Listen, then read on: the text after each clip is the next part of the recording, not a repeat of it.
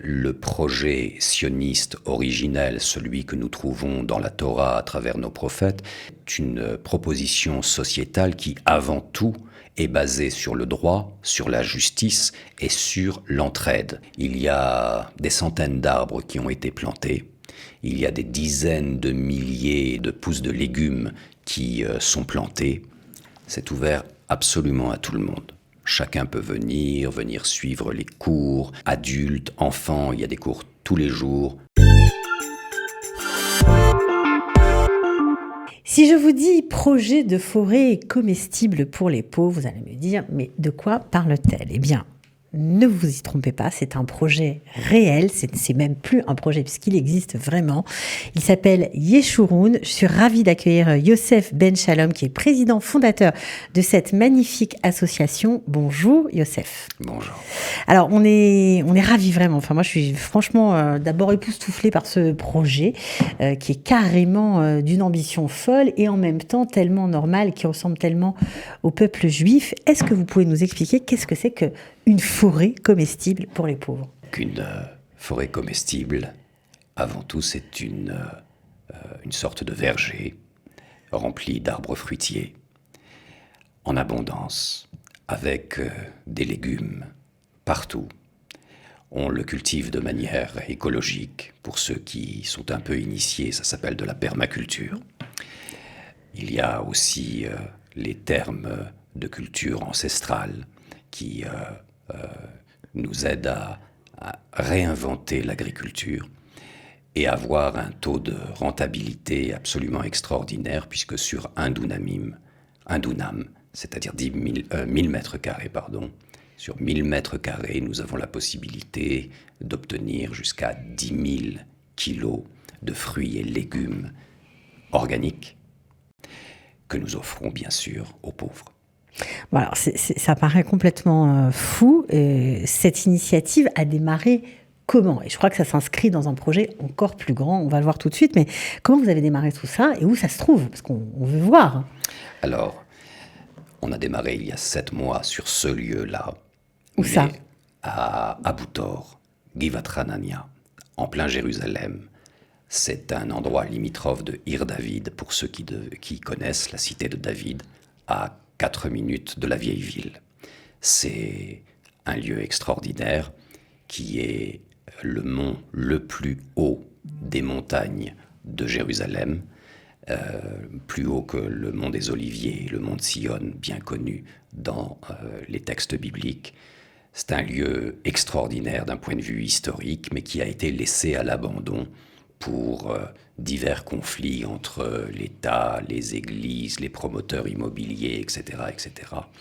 Et ce lieu laissé à l'abandon avait besoin, selon l'avis de la collectivité du quartier, du quartier d'Abu Tor ? Du quartier d'Abu Tor, avait besoin d'un projet. Alors, ça a été abandonné pendant combien d'années ? Selon les gens qui y vivent, 60 ans. Et il y avait quoi sur place avant que vous arriviez ? Des poubelles. Okay. Et toutes sortes de personnes qui profitent de lieux qui sont des no man's land. Des squatteurs, quoi, en fait. Des sortes de squatteurs, oui, où on pouvait trouver drogue et toutes sortes de relations qu'on ne souhaite pas forcément quand on a des enfants, quand on est des familles et qu'on se promène dans le quartier. Donc en gros, vous avez été mandaté pour faire un peu, essayer d'arranger la situation sur place et pourquoi pas faire quelque chose de cet endroit. Oui, dans un premier temps, l'idée était déjà de protéger le lieu et les habitants qui vivent autour du feu et des risques de feu. 10 000 mètres carrés, c'est grand et ce no man's land était vraiment dangereux. Donc ça, d'un point de vue même légal, il fallait le faire. Donc on a commencé par cela. Dans une deuxième étape, j'ai parlé durant 2 mois, nuit et jour, avec les personnes qui squattaient cet endroit, qui venaient. On est limitrophe avec des quartiers arabes assez chauds. Et ma formation, tant personnelle, spirituelle ou intellectuelle, est d'aller avec respect parler à tous. C'est ce que j'ai fait. Et grâce à Dieu, les choses se sont très bien passées. Et au lieu de leur dire de partir, je les ai invités à participer au projet. en leur disant comment vous pourriez nous aider. On voudrait faire un lieu agréable, un lieu de paix, un lieu de solidarité pour les gens pauvres. Vous connaissez la situation dramatique en Israël, que vous soyez arabe ou juif, etc., etc. Ils ont été touchés et leur réponse, leur aide, a été simplement de partir. Bien sûr qu'ils n'ont pas pu, dans un premier temps, en tous les cas, participer au sens strict du terme. Mais leur pierre à l'édifice a été de nous laisser le lieu. Donc, en gros, on va dire que d'abord, ce lieu, vous l'avez esquissé, mais c'est un lieu un peu spécial, c'est un lieu très sain, a priori, puisque voilà, il y a des illustres personnages qui y ont vécu. Oui, le lieu s'appelle donc Givat Hanania. Givat Hanania est le nom du beau-père de Caïphous, qui était ni plus ni moins le Kohen Gadol d'il y a 2000 ans. Très connu pour une raison particulière, puisque c'est lui qui a fait arrêter Jésus il y a 2000 ans. Ça s'est passé sur ce site-là. Et donc... Et il vivait là-bas, c'était la maison du Kohen Gadol? Absolument. Comme Hanania, comme Caïphous et comme d'autres Kohanim, vivaient dans cet endroit. C'était un village de Kohanim, où il y a encore, bien sûr, leurs tombeaux, etc., etc. Il y a des traces. Il y a des traces. Bien sûr. Et malgré cela, ce lieu a été abandonné. Donc il y a une valeur historique invraisemblable. On dit que le roi David, lorsqu'il a débarqué de Guilo jusqu'à Jérusalem, avant de choisir Ir-David à 50 mètres de ce lieu, est venu d'abord sur ce mont. C'était classique chez les anciens, bien sûr, que ce soit le roi David, Abraham Avinu, etc. Il venait d'abord sur le mont le plus élevé. Et donc, historiquement, c'est un lieu qui ont connu tous les grands patriarches de la Torah. Alors, j'imagine qu'on ne porte pas un projet pareil sans y avoir réfléchi de longues années auparavant, sans s'être inspiré de ce qui se fait dans d'autres pays. Est-ce que c'est votre cas? Oui, oui. J'ai eu la chance de voyager longtemps, beaucoup, et de développer avec le temps ce projet pour Eretz Israël. Le lieu... C'est pas seulement pour les pauvres. C'est pas simplement pour les pauvres, mais c'est avant tout pour les démunis. C'est-à-dire qu'ils soient démunis matériellement ou dans d'autres dimensions de l'être. Le projet sioniste originel, celui que nous trouvons dans la Torah à travers nos prophètes, est une proposition sociétale qui, avant tout, est basée sur le droit, sur la justice et sur l'entraide. Littéralement, la halakha des prophètes, c'est d'aider l'orphelin, d'aider les veuves, d'aider celui qui n'a pas, de couvrir de son manteau celui qui n'en a pas, etc., etc. Et cette halakha-là, personnellement, elle me tient à cœur et je la suis le plus possible littéralement. Et donc, le projet initial, il est celui-là. Comment réussir à mettre en place une proposition de société à l'échelle d'un citoyen, oui. Comment je peux, moi, proposer quelque chose qui me semble fidèle à cette utopie? Eh bien, j'ai donc voyagé pour prendre à travers le monde ce qui me semblait être l'avant-garde en la matière. En matière d'agriculture? Oui, en matière d'agriculture, parce que avant tout, c'est ce qui est nécessaire à un être humain pour vivre. Puis, il a besoin d'un habitat. Donc, nous offrons, par exemple, des formations pour des constructions de maisons écologiques entre 10% et 30% du prix du marché. C'est ce que ça doit coûter. Des maisons absolument magnifiques. Hein. Ne vous attendez pas à une petite cabane, une petite hutte. Nous formons aussi, par exemple, les gens à savoir se débrouiller avec les plantes sauvages. Sur ce site, puisqu'il a été abandonné si longtemps, on a une trentaine de variétés de plantes thérapeutiques. Donc, on forme les personnes à faire leurs soins de manière naturelle, bien sûr, dans les règles de la loi et dans les règles de l'art. Mais les petits bobos quotidiens représentent à peu près 92% de nos besoins en médecine. Donc là, ce lieu est un temple pour cela. Ça peut être aussi les habits. Comment faire nos habits de manière écologique, avec tissage, etc., etc.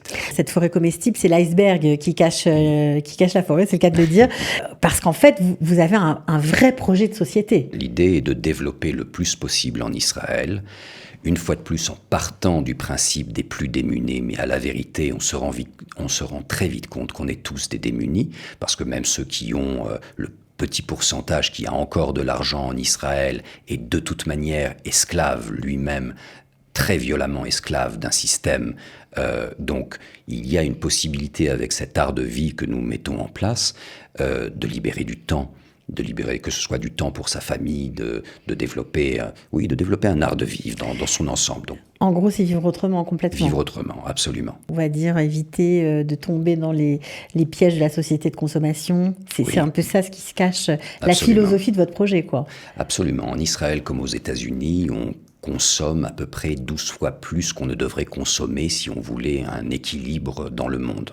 Au point de vue des matières premières, on doit arrêter, mais c'est pas arrêter et puis se mettre à jeûner. On doit trouver d'autres systèmes. Ce que nous proposons aujourd'hui, c'est un projet pour les personnes qui sont prêtes, bien sûr, à aller vers autre chose. Peut-être pas tout le monde à l'heure actuelle qui seraient prêts à vouloir construire leur maison et puis faire leur jardin. Mais c'est un premier pas. Un premier pas qui, et on y travaille très sérieusement avec des économistes, avec des gens, des députés, etc., qui peut être pris en compte. Je vous donne un exemple. Je vous disais tout à l'heure ce chiffre effarant d'avoir 1000 mètres carrés qui produit jusqu'à 10 000 kilos de nourriture par an. Si on met ces techniques-là au service de l'État, tout simplement, vous multipliez par 10 la capacité d'Israël. Vous multipliez par 10 le territoire agricole d'Israël. Oui, il y a une extension subite qui se fait puisque on produit 10 fois plus que l'industrie de l'agriculture conventionnelle, avec tracteur. Oui. Ouais, donc c'est passionnant, je vous écoute, je suis ébahie, je vous dis franchement. Alors, on comprend, nouveau projet de société, on voit que vous êtes religieux, puisque vous avez une kippa sur la tête, a priori c'est ce qu'on peut imaginer. Vous avez parlé du Kohen Gadol. Est-ce que cet endroit très spirituel doit aussi avoir une vocation, on va dire, religieuse? Est-ce que vous avez un lieu de culte dessus? Est-ce qu'il y a une synagogue? Est-ce que les gens qui font partie de votre association doivent être religieux? Est-ce que c'est ouvert à tout le monde? Comment ça fonctionne à ce niveau-là? Okay. C'est ouvert absolument à tout le monde. Chacun peut venir suivre les cours, adultes, enfants, il y a des cours tous les jours, yeshurun.co.il. Il suffit de taper dessus pour avoir toutes les possibilités. Et si vous n'êtes pas disponible à ces horaires-là, vous pouvez nous contacter. Il y a tous les contacts. On a un joli site qui explique tout cela. Donc tout le monde peut venir. Religieux, non religieux, toute tendance de religieux, toute tendance de non religieux. Et toute tendance politique, j'imagine aussi. Toute tendance politique. Nous avons au sein de nos bénévoles des gens qui font partie de l'extrême gauche israélienne, c'est-à-dire des gens vraiment qui ne supportent pas l'idée même de la religiosité sous aucune forme possible et imaginable. Ils sont là, accueillis, face effectivement à une personne qui a une kippa, une barbe, des tzitzit et qui est shomer mitzvot, comme on dit, qui fait attention aux commandements de la Torah. Il y a des personnes qui font partie de la Keïla de Ben Gvir, qui sont dans cette Keïla. Il y a toutes sortes de personnes et on échange sur les... Chilonim, il y a tout le monde. Absolument tout le monde. Et on échange sur des essentialités. Maintenant, c'est-à-dire donner, oui, donner, qui est la valeur du chesed, qui est la valeur suprême du judaïsme. Maintenant, est-ce qu'on a un lieu de culte? Oui, il y a un lieu de culte qui est la plus ancienne synagogue autour de la vieille ville. Et la plus haute synagogue de la vieille ville, un petit édifice magnifique que nous réhabilitons également avec des matériaux écologiques, etc. Dans ce lieu, il y a une pluralité d'enseignements. Ça peut être des Chabad, pour ceux qui connaissent, ça peut être il y a des cours de Torah, ça veut dire des cours de Torah de toute tendance confondue. De toute tendance, à toute heure de la journée, avec un point encore qui les unit, à savoir le jardin. Il y a une relation, toutes les personnes tout petit peu initiés en Torah savent la relation étroite qu'il y a entre les mitzvot, les bonnes actions de la Torah et la relation à la terre. Une énorme partie de nos 613 commandements est liée directement au travail de la terre. Eh bien, nous passons à l'acte. Ça veut dire quoi? Ça veut dire qu'on étudie sur place, mais à condition d'aller jardiner, ou en tout cas planter des graines et faire fructifier cet endroit? Oui, la Torah doit passer par les mains, quelle que soit votre idéologie toraïque et études et niveau d'études, que vous soyez kabbalistique ou débutant, étudiant ou vieillard, jeune étudiant ou vieillard, on va donner sa contribution en temps et en amour à cette terre d'Israël. Bon, oui. alors 7 mois, c'est un début. Il y a déjà beaucoup de plantations. Qu'est-ce qu'on trouve sur place? Est-ce que les gens peuvent vraiment venir et se servir ou on n'en est pas encore là? Il y a des centaines d'arbres qui ont été plantés. Il y a des dizaines de milliers de pousses de shtilim, de pousses de légumes qui sont plantés. Que vous avez ramené de vos voyages, des pousses que vous trouvez ici, comment? Alors exactement, depuis une trentaine d'années et durant ma vingtaine d'années de voyage, j'ai collecté de par le monde ce qu'on appelle des graines anciennes. Il y a une grande polémique aujourd'hui avec tout ce qui est transgénique et nous sommes à peu près les maîtres en Israël, tous les problèmes avec les pesticides, les herbicides, etc. C'est pas un problème pour les écolos, attention, hein, je précise, en Israël, de sources officielles, de sources ministérielles, on a eu ça le mois dernier, il y a 130 pesticides, herbicides, fongicides totalement interdits par l'OCDE que nous utilisons en Israël. C'est extrêmement dangereux aujourd'hui de se nourrir exclusivement, en tous les cas, dans un supermarché. Dangereux. Donc, quand je dis on prend des graines anciennes, et c'est pas qu'on est très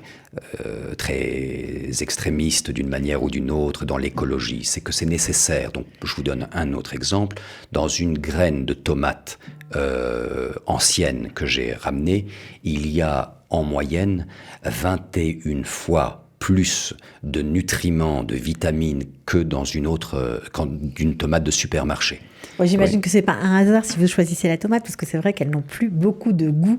Les tomates qu'on mange aujourd'hui, je crois que vous avez une quantité impressionnante de sortes de tomates qui poussent chez vous. 40 variétés de tomates, dont certaines ont été, avec le temps et l'expérience, avec les décennies, voire les siècles, peuvent pousser sans eau.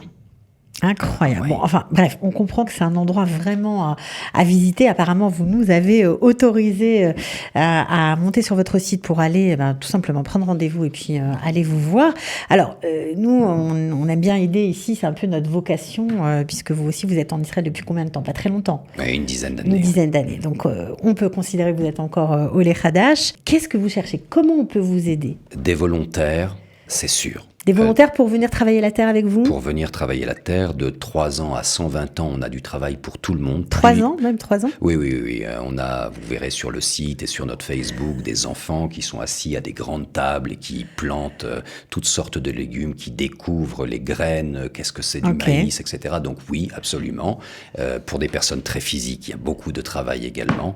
On avance pas à pas, donc 1000 mètres carrés après 1000 mètres carrés, oui. Donc ça, des volontaires, c'est sûr qu'on en a besoin quasiment nuit et jour. Des partenaires. Pourquoi? Parce qu'on veut développer ce projet dans le plus d'endroits possible. L'une de nos vocations, bien sûr, comme vous l'avez entendu, c'est de former les gens, parce que les gens vont venir quand il y aura suffisamment de nourriture, les démunis vont venir, vont prendre leur carton, mais ce n'est pas là le but. Le but est quand même de les former à cette agriculture ou les former à la construction écologique, les former aux thérapies naturelles, etc. En gros, leur donner du travail, quoi. Pour leur donner du travail, vous avez tout à fait compris.